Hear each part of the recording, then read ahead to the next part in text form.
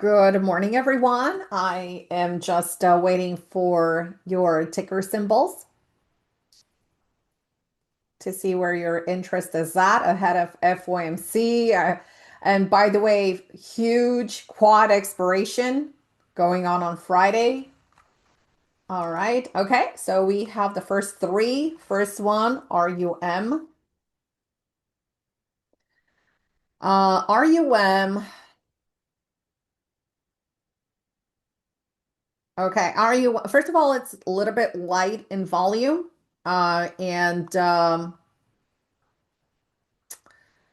wouldn't say that is a really great thing because you want to have like a bit more market participation. But I don't know why it used to trade with a lot more volume, last year, but this year it has, the volume has been going down, not a lot of interest. The technical pattern is relatively nice in the sense that the price action is now trading above the 200 simple moving average. It had a big coil here back in March and April, finally broke out. So we had the earnings report come out on May 8th. We still have a good run into the next earnings on August 11th. And the one thing that I do like is that this pullback came to the 200 simple moving averages. So it's finally finding its mojo. So we are 3 bars up of this, actually 2 bars up this week from the rotation. So basically 3 bars up altogether. The weekly chart suggests that the price action can still stall here for some time because of the resistance that we have from March 11th of 2024 and March 25th of 2024. So you can see here that we have a little bit of pressure at this price zone. And once the price and if the price decides to expand outside of the $9.50, we're going to go back in here.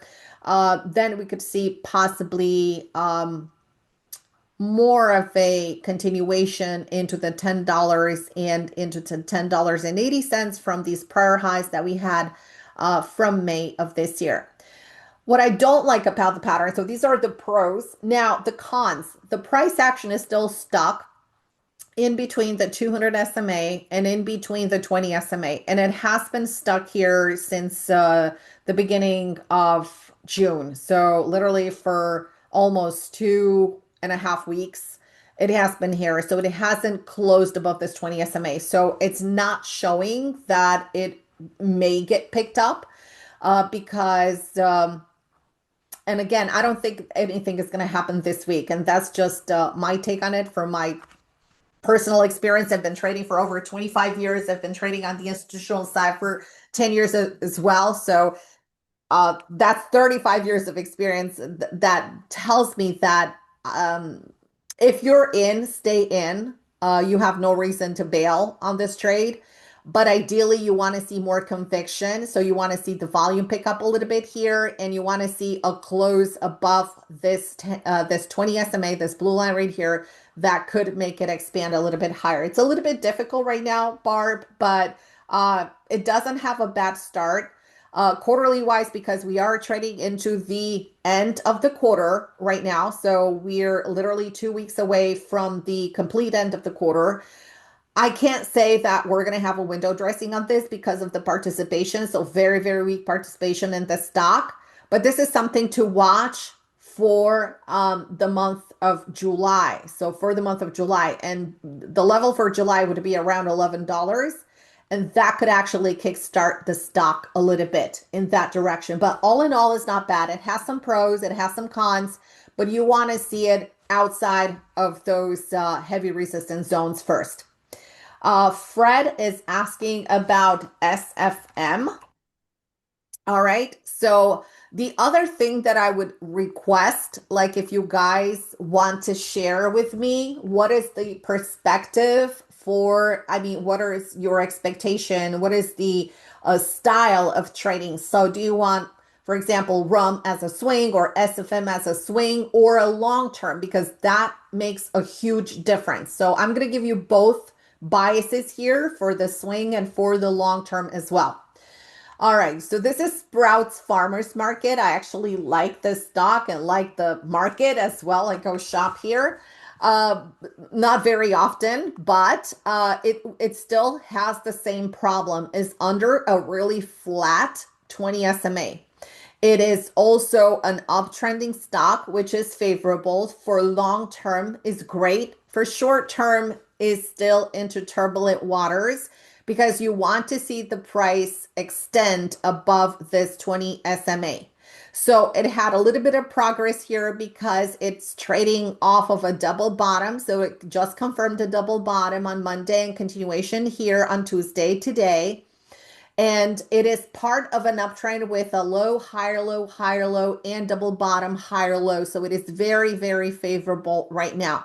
Again, I would like to see it above the moving averages to have some conviction so the price could start moving a little bit higher.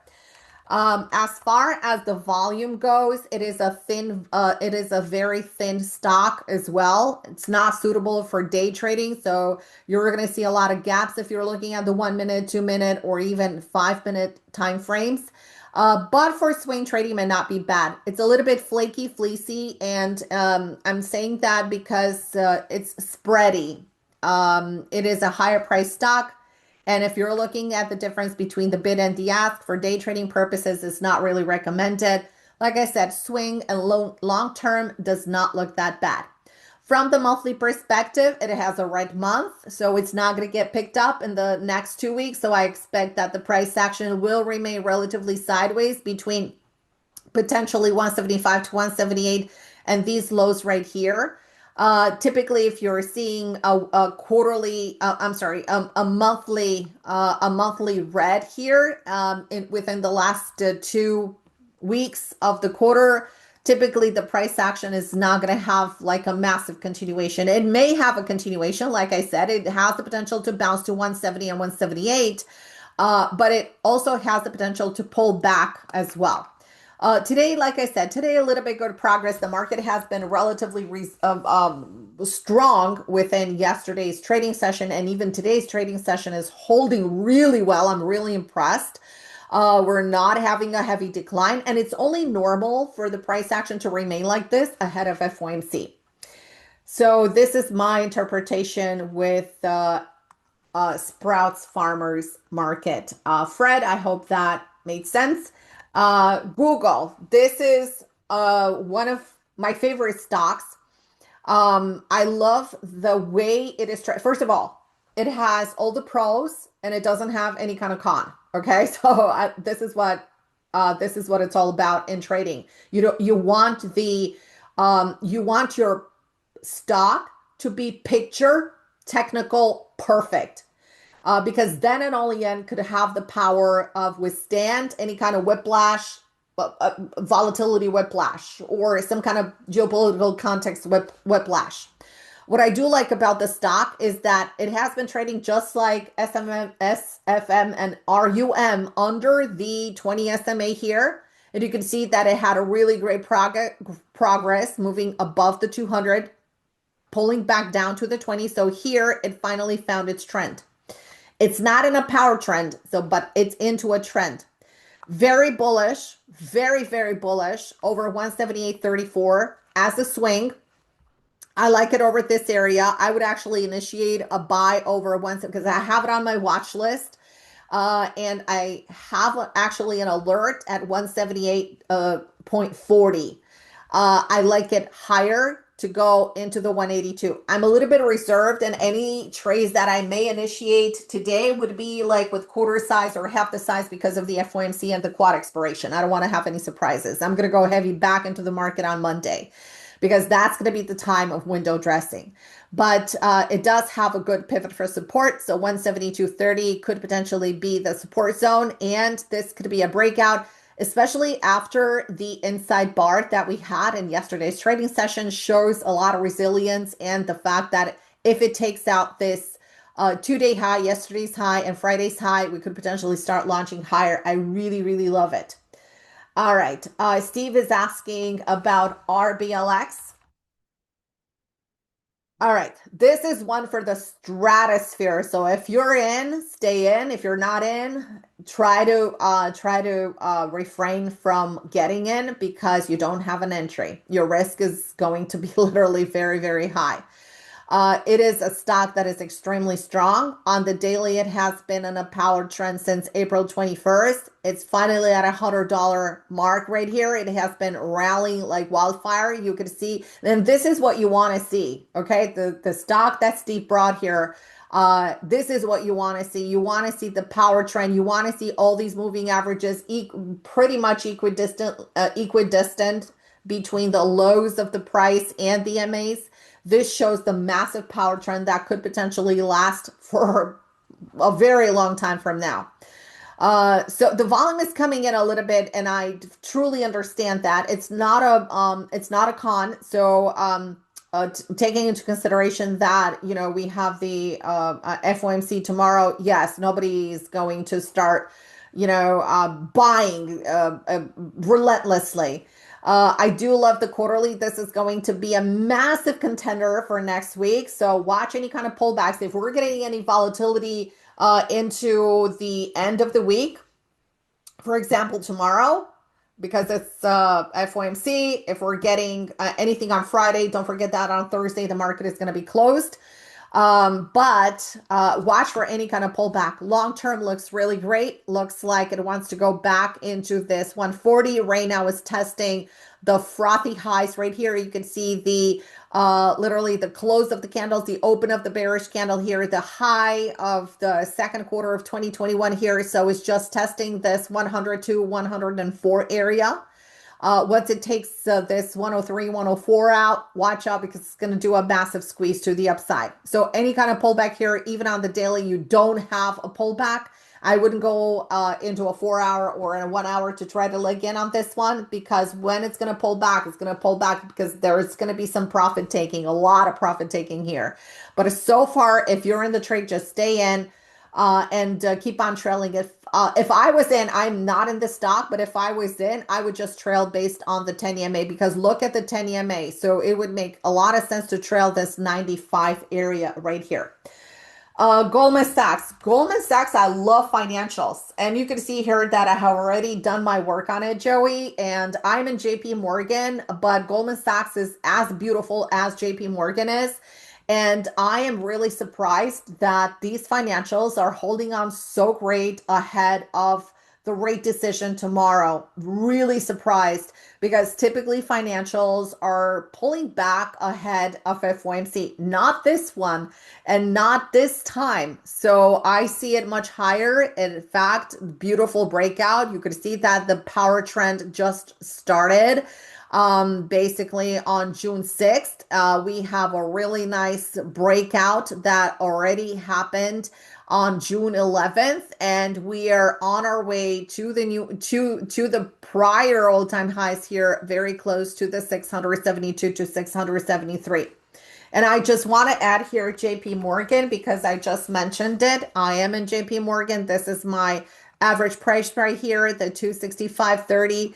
And it looks very good for a breakout. And this is my target right here into the 280. And every single financial that you're looking at, you're going to see that you're going to have pretty much the same pattern. JP Morgan and Goldman Sachs are my absolute favorite. Stuart is asking about Amazon. Amazon is a stock that I am in, and it's performing really, really well. And I think that it has a really great potential to even start moving higher. It does have room. Finally, it could potentially have some room to squeeze higher. Um, it could actually break out for the second time here over this 218 to 219. Uh, Keep in mind that this level is a problematic level, and I'm going to show you why. We had these prior highs back in 2024 in November. We have this massive support here from January of 2025 that is creating the resistance now. So that's why the price action is having a little bit of a hard time expanding higher. But once it will be trading above that area, It will start higher. It will start going higher. My entry in Amazon is 207. And I think that it should start moving higher very, very quickly. My targets, I have two targets that are already achieved at 210 and 214. I have another target at 220, exactly right above this resistance area. And then if we test this area successfully and close above this area, that's very important. We should start going to $230 and $240. I absolutely love this stock. I am in it. I actually initiated the stock on June 3rd. Um, all right. Coin. Okay, Coin is another stock that is pending breakout, but again, it has the same problem with resistance because this big chunky area that you guys see here that I just marked is extending into this area right here, right? So you can see that we have the high and the low here from December all the way to February. And this is the launch pad into the same type of resistance and support. You can see here that we have been testing resistance and support right here. So we're expecting a secondary breakout over these levels right here. Okay, so over these levels, the 277. We also have the price action that has been unable to close above the 20 SMA, and that is not so favorable, but we hope that at some point in time, today, tomorrow, it may close out. But the bigger picture is this 277. I also want to bring the weekly chart for those of you guys that are trading a little bit higher time frames because the bigger breakout, the bigger breakout is at 277. However, there could be a leg and opportunity this week over 263 or 262.50. So anything above last week's high, because last week's highs is 262.40 level. And this could bring more buying pressure all the way to that 277. So that would be an add opportunity here. And then let it move higher to 305 and back into the 350. Coin is also very good. Um, uh, okay, Jack is asking about LEU. All right, so this is energy. Energy has been hot, has been really, really strong. If you're in, stay in. If you're not in, do not get in. It doesn't have a pattern to get in. It has been incredibly strong. It struggled with the 200 SMA here in May, but then this is the last breakout that happened on May 22nd. It took off the prior high. You can see here that it took it out and then it pulled back exactly into this prior high and then it continued higher. So again, this is again one of the trades that if you're in, you're in. If you're not in, just don't jump in. It's like the RBLX that Steve asked. So from the weekly perspective, this is incredibly strong. Look how nicely gaps up and it keeps on continuing higher. Monthly, incredibly bullish. Quarterly, this is going to be a great candidate for window dressing next week. So watch for any kind of pullback, could potentially be buyable, but it has to be on the daily. It's very extended from the 10 EMA.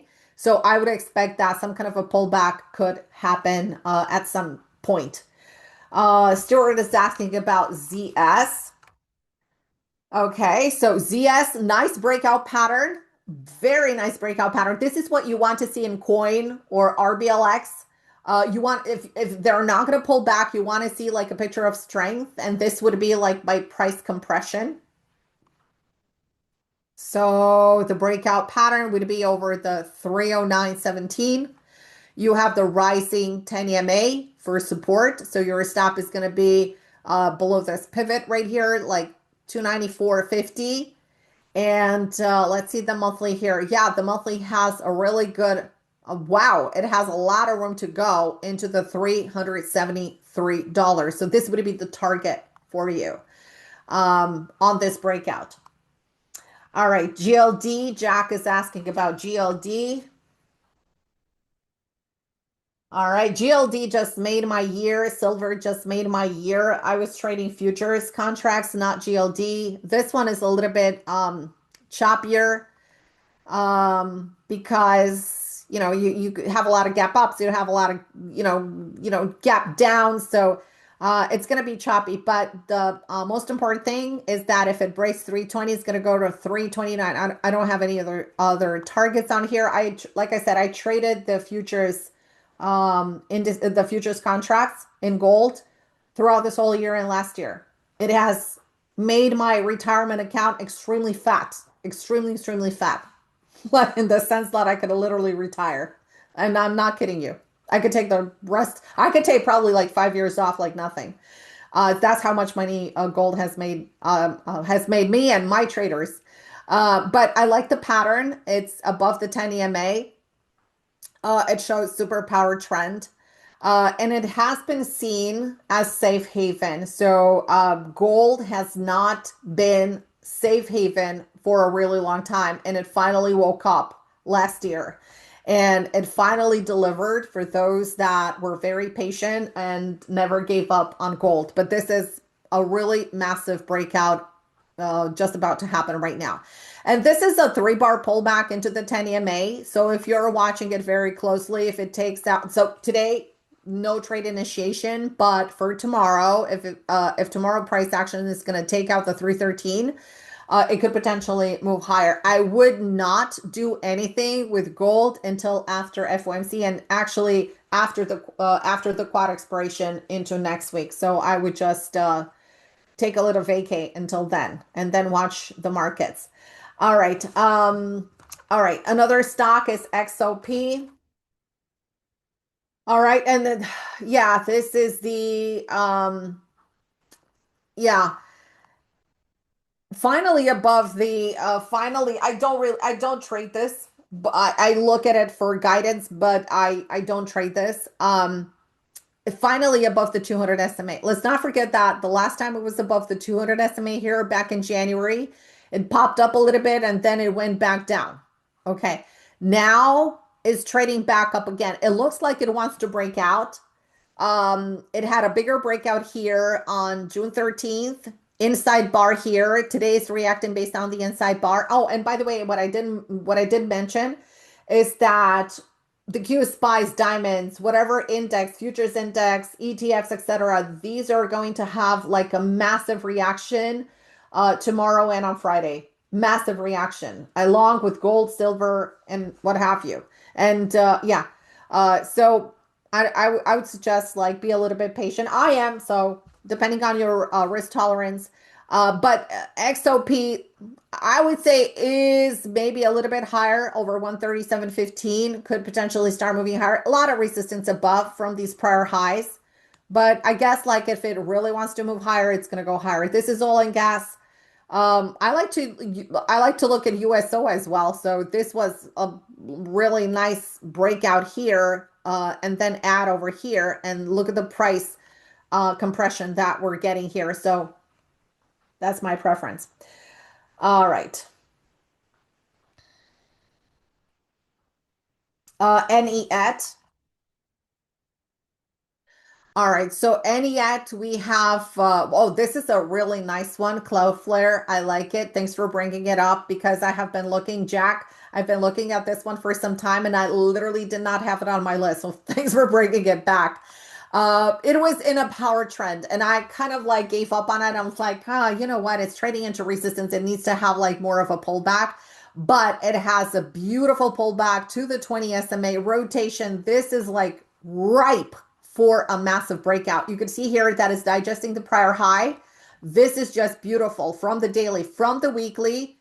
Man, this is like one of the most fabulous patterns ever. This is a bull sandwich, very bullish over 181.74, incredibly bullish. And yes, this is going to be picked up by into the window dressing. That is next week. So excited about it. I can't wait to get some more stocks in my portfolio to swing.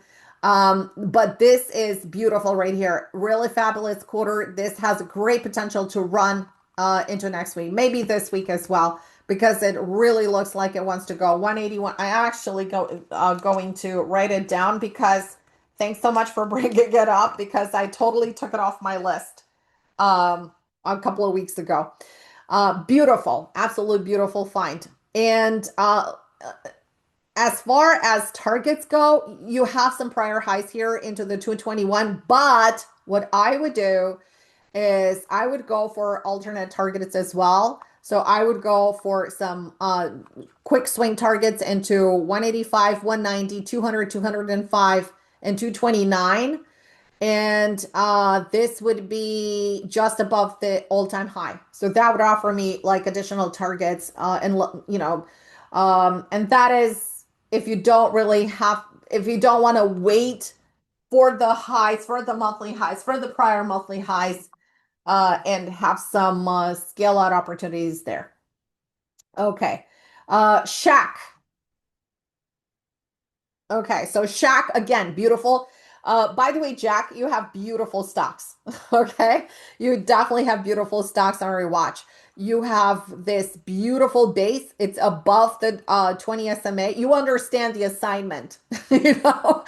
Okay, so it's above the 20 SMA. It's literally coiling around the 10 EMA, so that makes it strong, makes it capable of getting back into the power trend, which I absolutely love.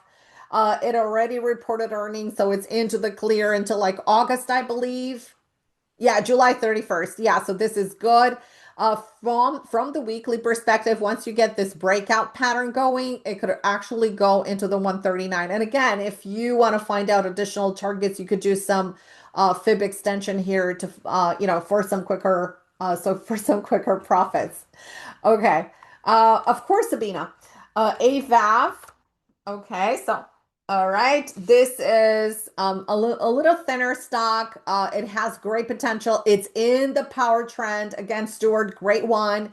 I love it when people ask me about stocks that are like the French kiss, mwah, perfection. The stock is above the 10 EMA. The stock is above the 20 SMA. It has a flat 200 SMA here, which is perfect because this is going to be your minor support. The 173 that literally proves that the trend is ongoing and there's nothing stopping it. From the weekly perspective, it has been trading within last week's high low, and last week it has been trading within the prior week high low. So it's actually compressing at this point. And usually after such, the longer the compression, the bigger the breakout. Okay. But keep in mind that usually if it, consolidates at some point for longer than 2 weeks, you can expect like the price action to dive first. Like you're going to see like all those algos fire down because the institutions are going to take some profits, and that's going to be like a shake and bake bar and then back up. Something sort of like this, like a shake and bake bar to the downside and back up. And of course, this was earnings here. And this is also a shake and bake bar, but to the upside, right? Because everybody was expecting for the stock to rotate back down, and here it just caught up back into the trend. Matt is asking, why does monthly option quarterly expiration Friday matter? It's actually one of the biggest events of the quarter, and typically within option expiration, I don't day trade option expiration at all, and especially quad option expiration. Typically, what happens is you're going to see a lot of these options expire worthless. And this time around, the number of options that are set to expire on Friday is gigantic. It's one of the biggest numbers that, a lot of people have ever seen in the market. So a lot of were betting on the market going lower. So anyways, you're going to see a lot of things happening. And typically on option expiration, specialists are pinning the prices at around whole numbers, especially in indices and ETFs, in all those, um, even in futures, obviously. And